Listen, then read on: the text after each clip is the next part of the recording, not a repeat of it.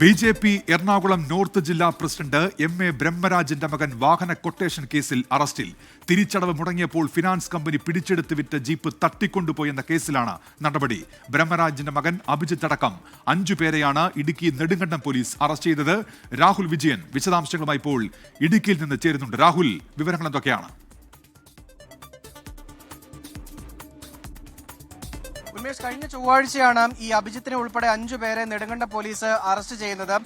ഈ നെടുങ്കണ്ടം സ്വദേശിയുടെ കൈവശം ഉണ്ടായിരുന്ന ഒരു താർ ജീപ്പ് മോഷണം പോയതുമായി ബന്ധപ്പെട്ട പരാതിയിലായിരുന്നു ഈ അറസ്റ്റ്.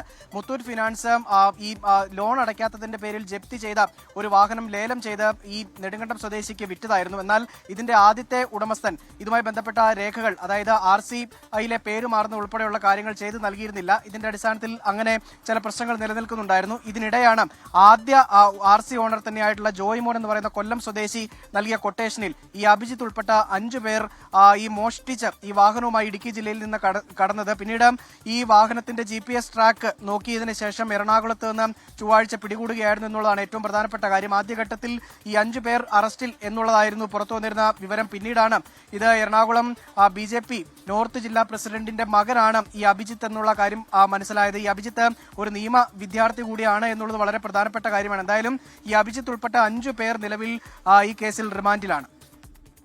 ശരി, രാഹുൽ വിജയനാണ് ഇടുക്കിയിൽ നിന്ന് വാർത്തയുടെ വിശദാംശങ്ങൾ നൽകിയത്.